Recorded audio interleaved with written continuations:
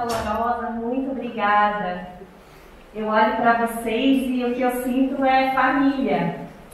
Quantos rostos conhecidos, porque a Nicéia teve essa generosidade de dividir a família da Nutriires com a Bioquibernética. E eu acho que a gente está fazendo uma parceria muito linda e muito produtiva também. Então, eu quero agradecer essa oportunidade.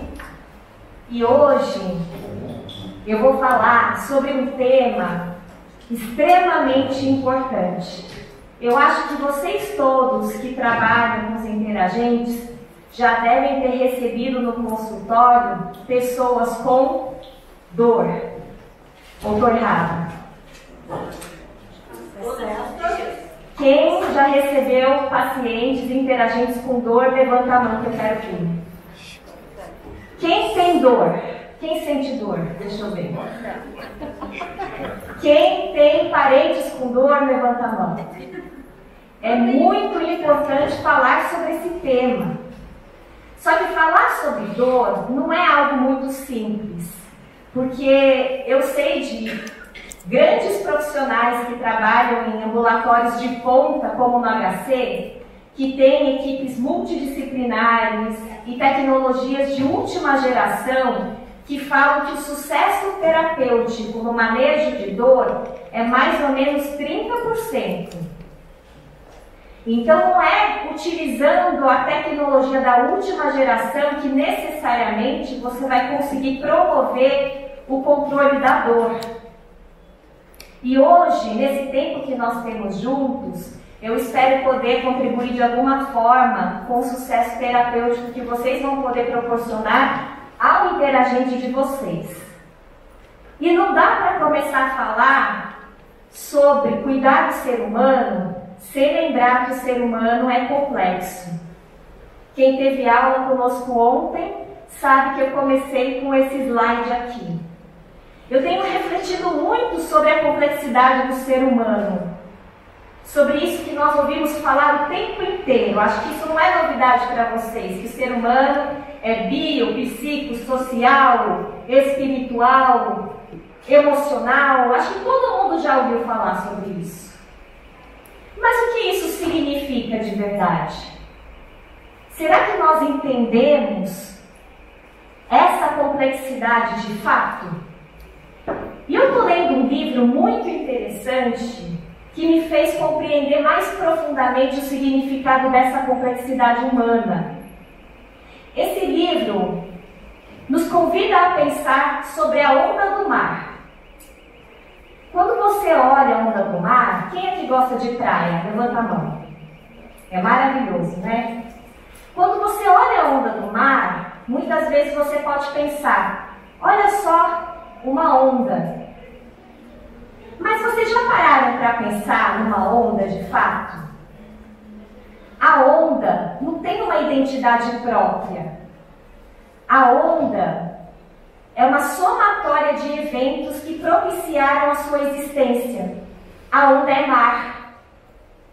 A onda é o mar somado com o vento, numa certa circunstância que provocou a sua existência. A onda também é onda, mas a onda também é mar, e a onda é vento. Se você for pensar numa árvore, a gente pode pensar, que bela árvore. Mas a árvore, da mesma forma, ela pode ter sim uma identidade, mas ela é uma somatória de eventos. Ela é uma semente que um dia caiu e brotou. Ela é a chuva.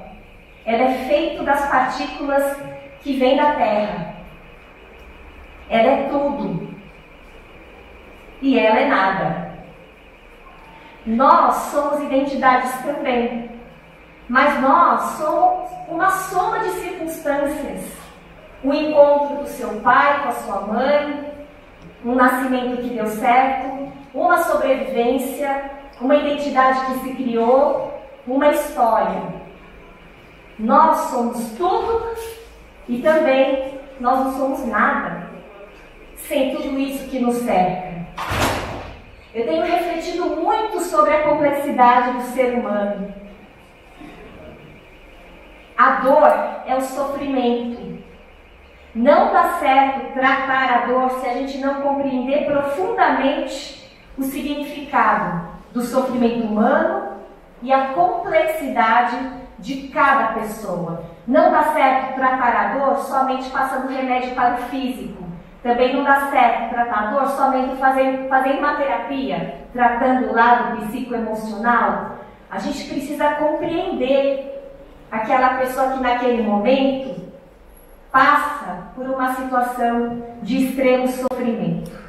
E as práticas integrativas têm crescido muito porque nós, que estamos na mesma onda, temos essa motivação por olhar o ser humano como um ser extremamente complexo e sagrado.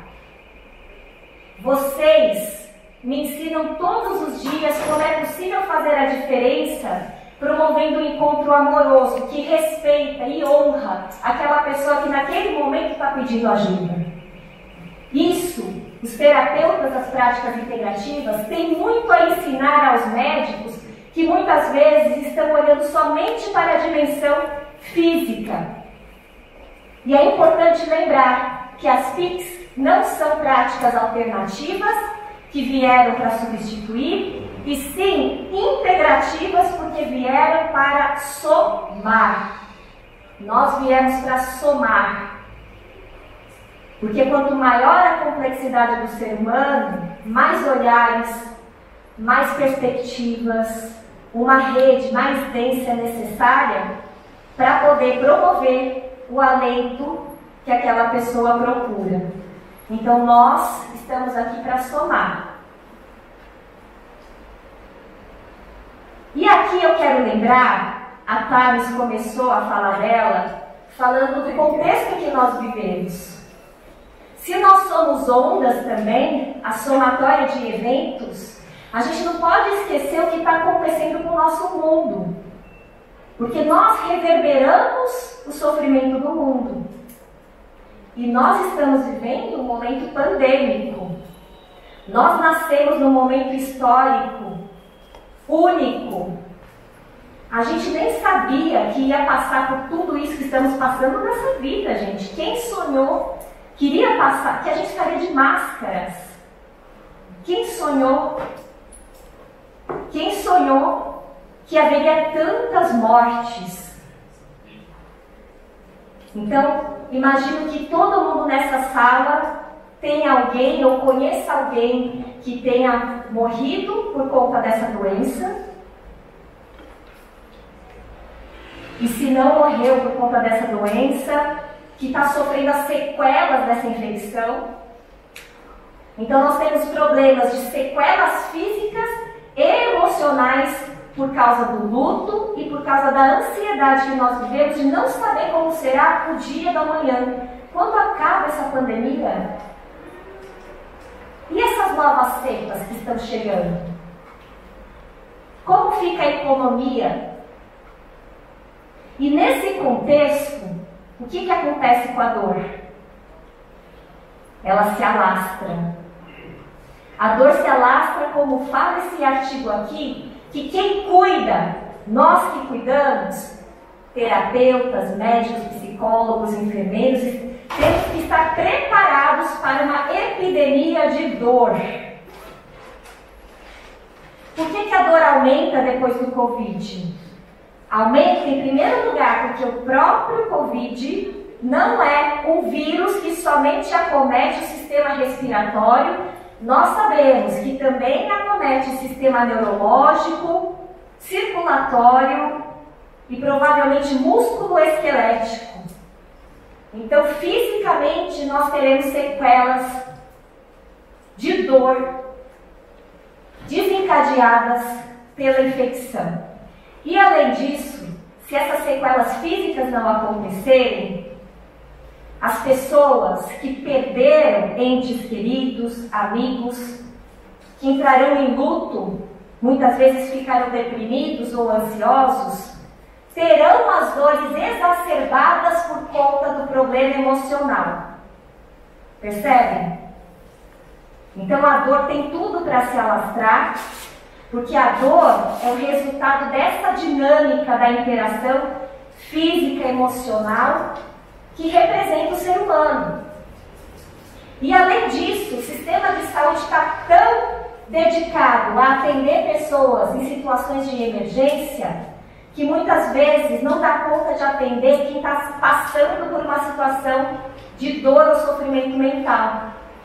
É o que está acontecendo nas unidades básicas de saúde, em que as consultas de rotina estão sendo remarcadas porque os profissionais têm que estar totalmente disponíveis para atender pessoas com suspeita de Covid. E com isso temos doenças crônicas desacompanhadas, depressões desacompanhadas, pessoas que estão passando por situações que estão se agravando por falta de atendimento do sistema de saúde. Então, toda essa cadeia de eventos vai fazer com que a dor seja uma epidemia se alastrando no pós-Covid. E as pessoas com dor chegarão no consultório de vocês. Se vocês já têm essa experiência, vocês podem se preparar, porque a tendência é que isso se agrave cada vez mais. Mas o que é dor? O que é dor? Todo mundo aqui, quando eu perguntei se tinha dor, levantou a mão. Então eu acho que vocês entendem o que é dor. Então eu vou convidar vocês para fazer uma interação high-tech, porque a Thales disse que eu sou da tecnologia. Quem aqui tem celular, por favor, pegue o celular. Digitem, por favor, www.mente.com.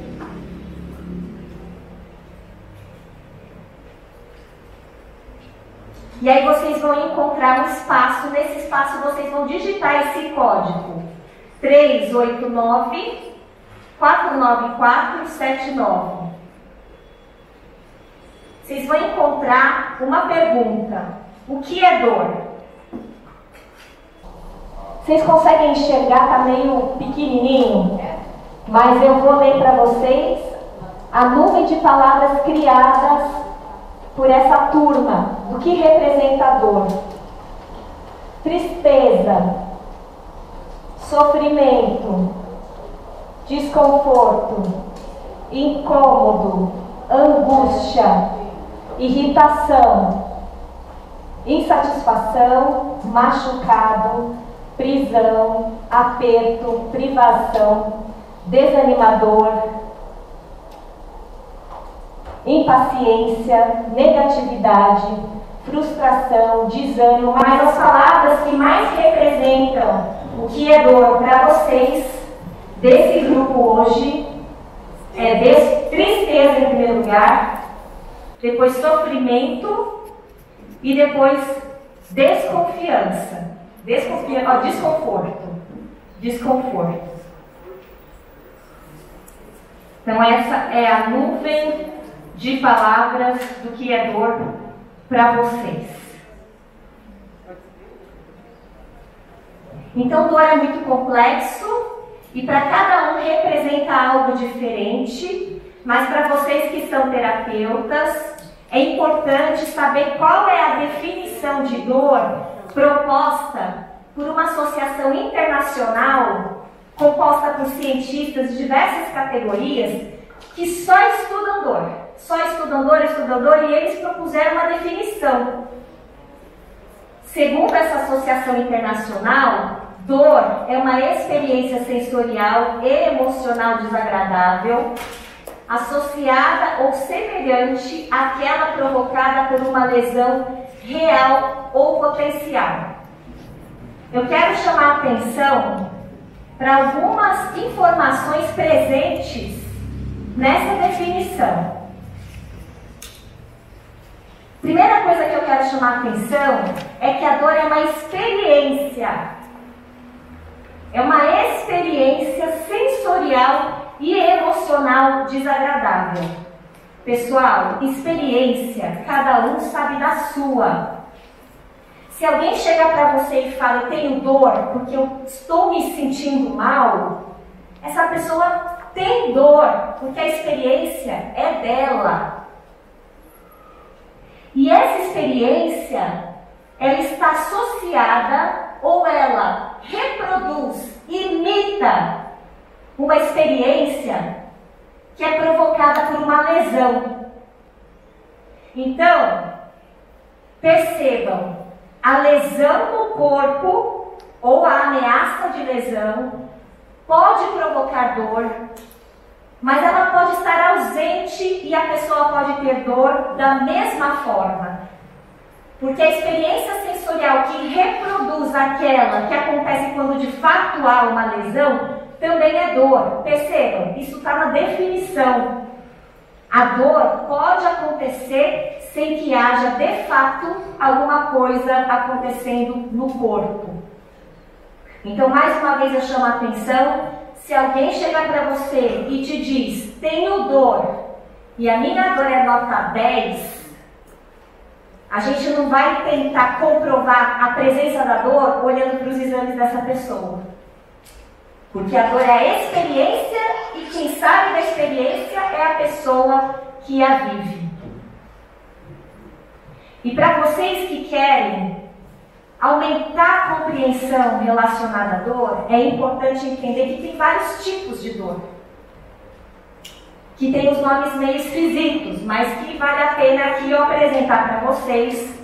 Existe uma dor chamada nociceptiva, e essa dor é muito importante. Por quê? Porque é ela que nos protege. Se alguma coisa ameaça o seu corpo, é essa dor que vai criar o alerta. É essa dor que vai te criar uma experiência tão desagradável que você vai querer interromper aquele estímulo. Então a dor não é só ruim, ela também é importante. Pessoas que têm o pé diabético e que perdem a sensibilidade do pé, deixam de perceber quando a ferida está começando. Não sentem dor. Às vezes colocam aqueles sapatos apertados e usam o dia inteiro, não sentem dor, embora o sapato esteja ameaçando uma ruptura da integridade da pele. A pessoa não sente dor, a ferida começa a se formar e depois de uma semana, um mês, a ferida já está aberta, está exposta, está infectada. Porque a falta da dor fez com que você não interrompesse aquele estímulo. A dor nociceptiva tem a função de nos proteger contra a ameaça. Também tem uma outra dor chamada neuropática e que tem a ver com aquela sensação de formigamento, porque essa dor é um comprometimento do nosso sistema nervoso. Vocês já ouviram falar daquela dor das pessoas que têm diabetes, que ficam sentindo como se fosse a perna pinicar ou formigar?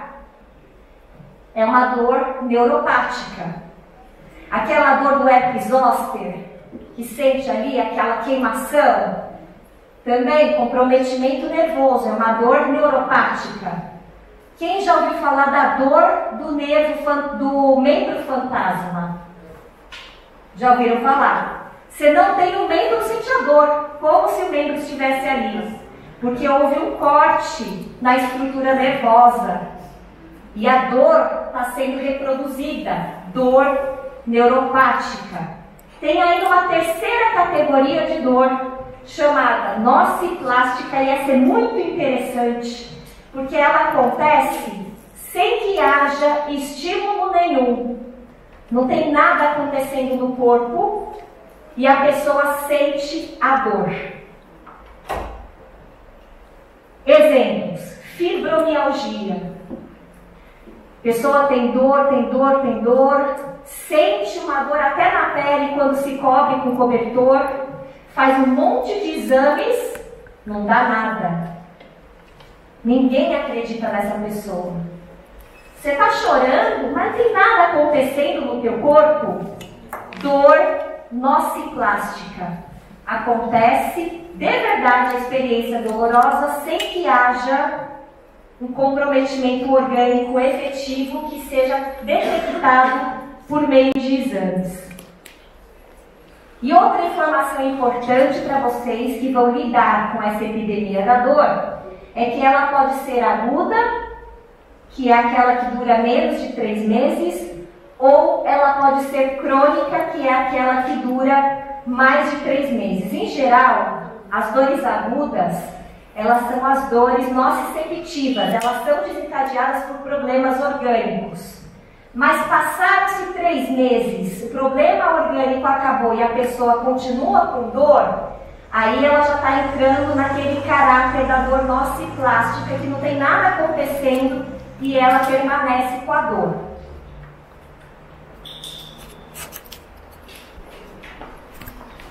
E a dor, pessoal, é interessante porque ela revela a complexidade do nosso sistema nervoso.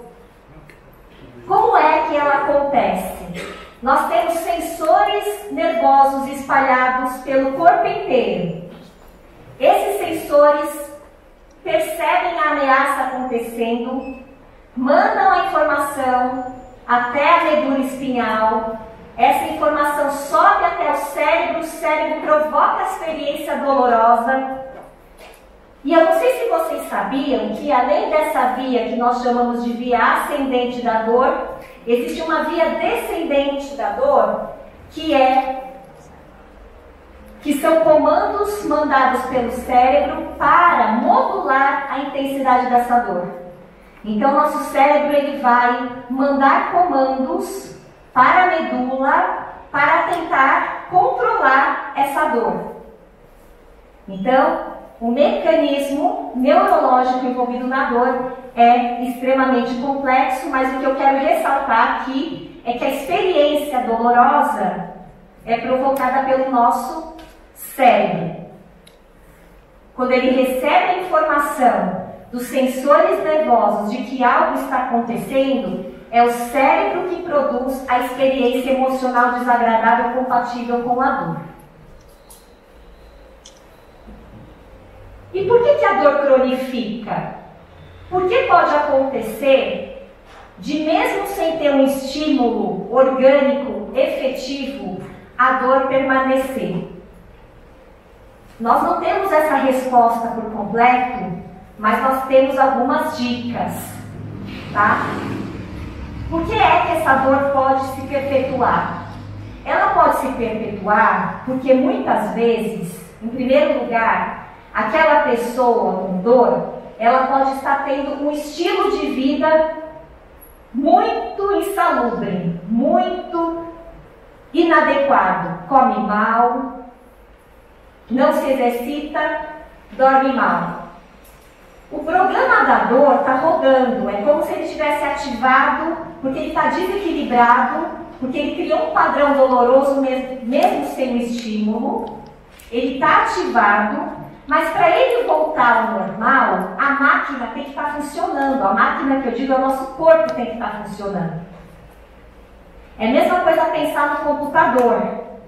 O computador, se tiver um programa que não está rodando direito, você pode até tentar ajustar esse programa. Mas se a máquina estiver lentificada, com muitas informações, você percebe que é difícil de consertar essa programação? Não vai funcionar. Então a máquina tem que estar boa para o programa voltar ao normal e o nosso corpo é a mesma coisa. A rede nervosa está equivocada e o corpo tem que estar funcionando para que a gente consiga reabilitar esse sistema. Outro motivo que leva à cronificação da dor é quando a pessoa passa por situações psicossocioemocionais inadequadas. Ela está tendo muito estresse na vida psicossocioemocional e o estresse vai impregnar o corpo inteiro de hormônios, corticoide, adrenalina, noradrenalina, e essa máquina, que também vai estar com o sistema nervoso simpático hiperativado, essa máquina vai fazer com que o cérebro produza essa sensação da experiência dolorosa desagradável. Percebe que está tudo interligado? E a outra dimensão que leva à cronificação da dor é que a pessoa vai ficando com medo de se movimentar, porque ela lembra que aqueles movimentos são gatilhos para a dor. Então eu começo a ter tanto medo, que eu começo a me imobilizar. me paralisar. E o cérebro começa a reagir de forma automática a qualquer movimento. O cérebro começa a produzir experiências sensoriais desagradáveis com movimentos cada vez menores. Todos esses fatores são fatores que cronificam a experiência da dor. E o que eu faço com isso? Como é que a gente consegue manejar, lidar, aliviar o sofrimento das pessoas? Tem várias estratégias, é claro. Existem estratégias bioquímicas, farmacológicas, existem as terapêuticas integrativas de diversas modalidades, mas hoje, no tempo que eu tenho para conversar com vocês, eu vou falar sobre a Biocybernetic Smith. Eu acho que grande parte de vocês aqui já fez o nosso curso, né? Deixa eu ver, levanta a mão quem já é bioquiberneticista.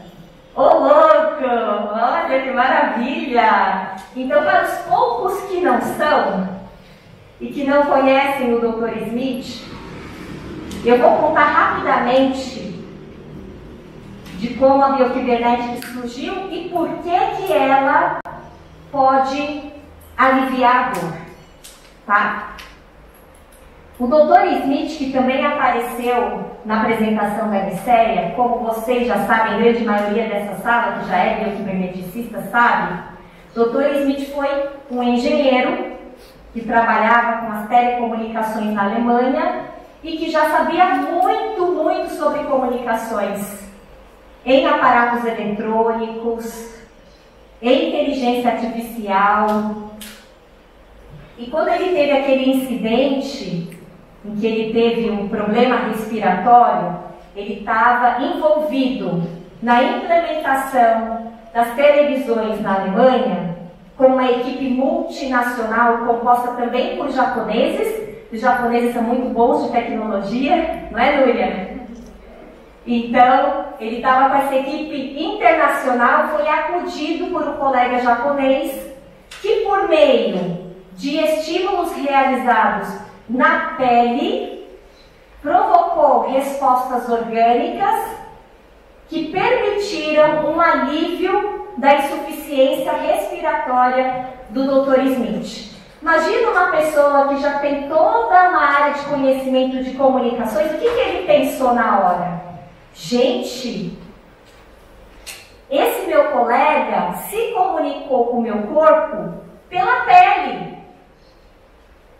Ele tocou minha pele com aquela agulha, inseriu a agulha, mandou informações e o meu corpo reagiu. Ele respondeu. Ele conseguiu me recuperar com estímulos físicos. Mas eu quero saber mais sobre isso. Eu sei tanto de comunicação nesses aparatos artificiais, mas como acontece a comunicação no nosso corpo humano? Foi assim que o Dr. Smith começou toda a sua jornada de estudo. Estudo da fisiologia humana, estudo da medicina tradicional chinesa e da acupuntura. Começou a fazer os seus testes e desenvolver cada vez mais a compreensão da comunicação orgânica por meio da chamada bioeletricidade. O Carlos gosta desse assunto, né? A eletricidade biológica. Tem eletricidade no nosso corpo que nós não enxergamos, mas que está acontecendo o tempo inteiro, como pode demonstrar esse exame super famoso que é o eletrocardiograma. O que o eletrocardiograma faz? Ele representa em gráfico a eletricidade emitida pelo nosso coração. Não é isso que ele faz? E como é que esse gráfico aí consegue demonstrar se o coração está funcionando bem ou funcionando mal? Porque ele consegue, pelos seus padrões, identificar o normal. E quando ele está diferente do padrão, significa que a bioeletricidade cardíaca está alterada, o que pode revelar a presença de doenças. E o eletrocardiograma capta a bioeletricidade por meio da pele, não é? Porque no eletrocardiograma você coloca eletrodos na pele. A pele vai revelar a bioeletricidade do nosso coração. E o Dr. Smith, que era muito interessado em eletricidade, ao descobrir que o corpo humano tem a sua bioeletricidade, ficou muito intrigado. Eu não vou ler isso aqui que é muito grande, mas o interessante é que são palavras do Dr. Smith. Ele dizia que era muito curioso que a medicina utilizasse o conhecimento da bioeletricidade somente para fazer diagnósticos. Porque tem diversas máquinas que utilizam a bioeletricidade para saber o que está acontecendo com o corpo, como é o caso do eletrocardiograma, do eletroencefalograma. A gente utiliza esse conhecimento também dessa parte, né, de magnetismo. São conhecimentos mais físicos em grandes equipamentos como a ressonância magnética, não é? Mas ele ficava muito intrigado que esses conhecimentos de bioeletricidade não eram utilizados pela medicina para fazer tratamento. Não é interessante, gente? Se a gente sabe tanto sobre bioeletricidade, a gente só utiliza esse conhecimento para diagnosticar, mas quase não usa para fazer terapêutica. E quem faz terapêutica com estímulos físicos elétricos é considerado alternativo. É considerado do mundo dos lá, entendeu? Não é assim?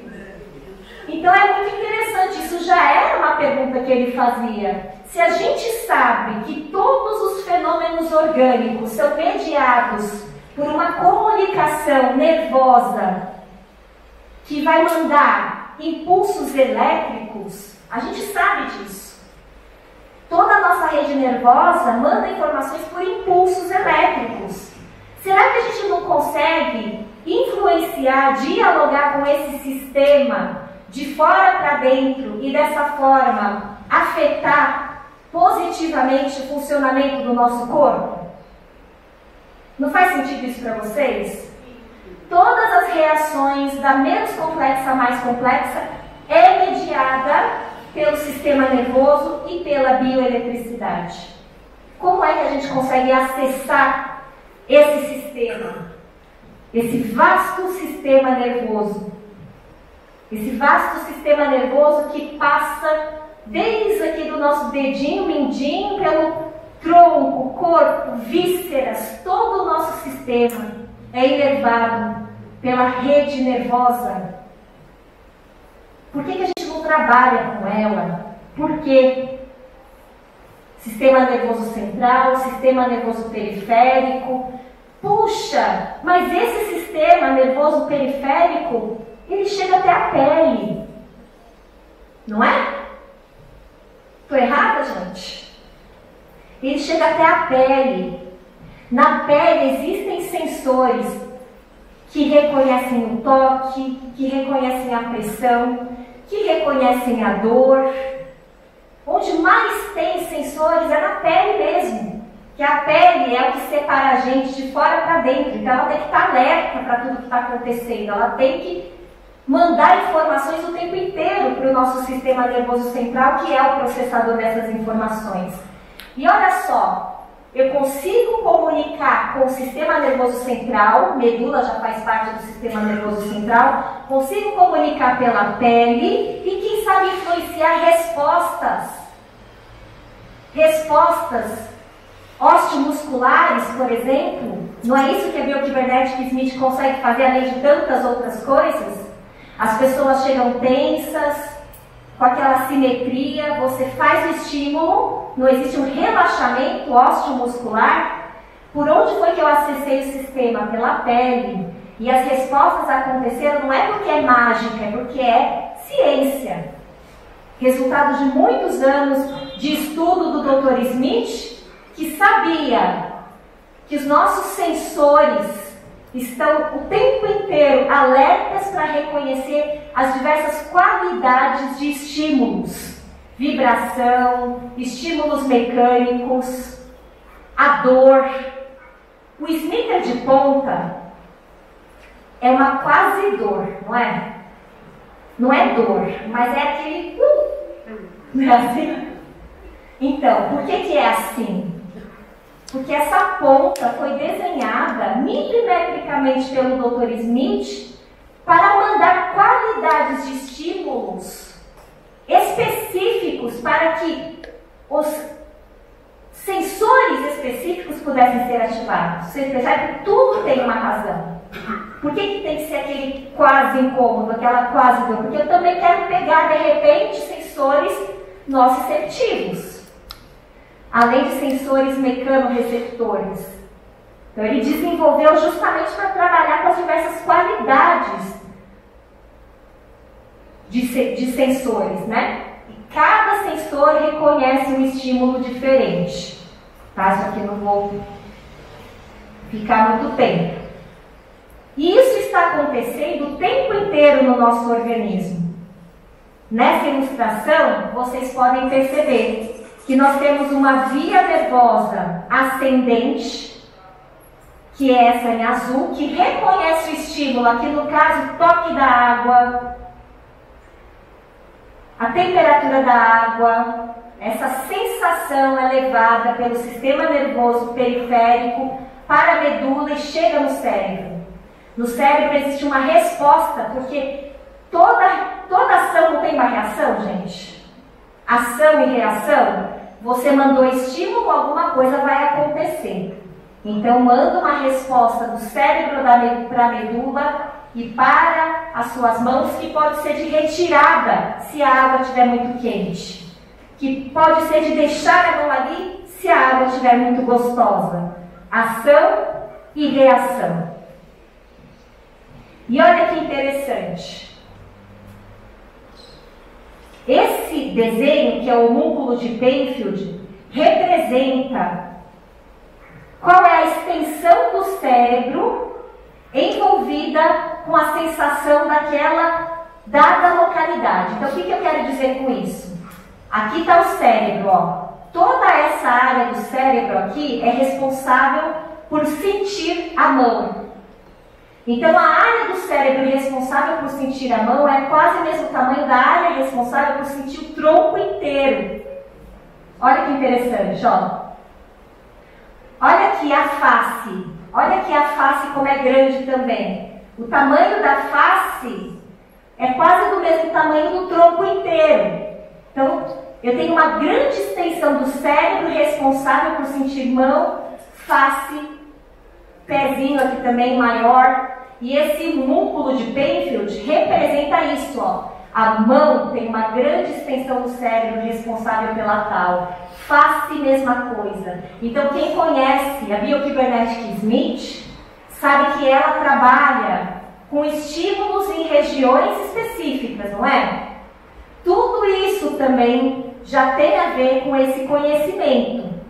Esse conhecimento de que existem algumas áreas do corpo com maior densidade de sensores e que conseguem estimular uma dimensão maior do nosso cérebro. E a depender de onde eu estimulo na pele, eu vou conseguir acessar uma altura diferente da coluna. Esse é o conceito de dermátomo. Perceba que a pele está toda dividida aqui em pequenos territórios e cada território ganha o nome de uma vértebra. C2, C3, C4, C5 significa que esse território é inervado por um nervo que sai nesse nível da vértebra. Então, quando eu faço estímulo aqui, eu estou mandando estímulo para C5. Quando eu faço estímulo aqui, eu estou mandando estímulo para o sacro. Isso significa que eu consigo ativar zonas diferentes da coluna a depender de qual é a região da pele que eu estou estimulando. Percebe? Então tem toda uma razão para o protocolo da Biokybernetic Smith ser exatamente como ele é. Porque ele quer acessar as áreas necessárias para promover toda essa reabilitação, interconexão do nosso sistema orgânico. Porque toda nossa rede nervosa está distribuída ao longo da nossa coluna. E a depender de onde chegam os estímulos, são áreas diferentes do sistema nervoso autônomo que vão ser ativadas. Biocybernetic Smith Organic PIN Code. Então é o código orgânico. Por que é código orgânico? Porque é código. O que eu mando de estímulo é um código que o corpo vai interpretar e vai responder da maneira que nós precisamos. Então, para finalizar essa apresentação, Dr. Smith, que veio da área da tecnologia e comparou o sistema nervoso com o computador, dizia que pelo sistema nervoso periférico, pela pele, eu acesso pela entrada, input do computador. O processador é o sistema nervoso central. E a saída é o sistema nervoso periférico motor, que manda os comandos de resposta para conseguir reabilitar as nossas funções orgânicas. E por fim, voltando para a nossa dor, que foi o tema que motivou essa aula. Dor, gente. Por que a Biocybernetic ajuda na dor? E nós já sabemos hoje em dia que ajuda mesmo, porque nós temos uma pesquisa sendo realizada que já comprovou os efeitos da Biocybernetic na dor, né? A gente ainda não divulgou esses resultados científicos atuais, né? Mas sabemos que realmente tem impacto. Por que melhora? Em primeiro lugar, porque quem recebe a Biocybernetic Smith, que tem a interligação dos sistemas orgânicos, que reconhece aquilo que não vai bem, em primeiro lugar, aquela pessoa não vai relaxar, não vai ficar mais tranquila, se sentindo leve, não vai recuperar a simetria do nosso corpo. Então, quando ela levanta daquela maca, ela já começa a ganhar uma confiança de se movimentar. Porque ela não está tendo mais aquela contratura, né? Isso daí é claro que eu não vou dizer que é 100% dos casos, mas estou justificando que uma das áreas de atuação da Biocybernetic Smith é no sistema musculoesquelético, provocando esse relaxamento e motivando a pessoa a recuperar os movimentos do seu corpo, perder o medo de se movimentar. Então aqui é uma área de atuação. Na medida em que ela ganha confiança, ela vai conseguindo interagir melhor com as outras pessoas, ela vai conseguir criar relações afetivas mais positivas porque ela se sente melhor, o estresse diminui, com o estresse diminuindo, o cérebro diminui a experiência dolorosa. A pessoa que faz a Biocybernetic Smith começa a dormir melhor.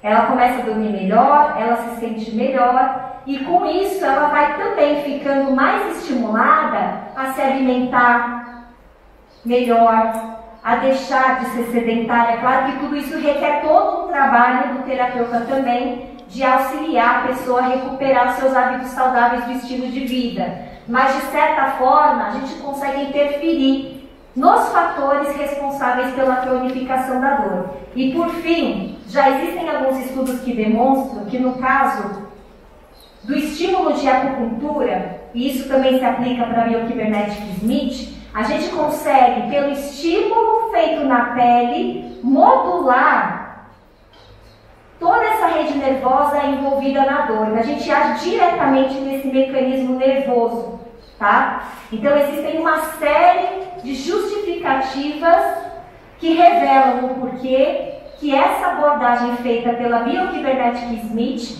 pode ter efeitos muito positivos na dor.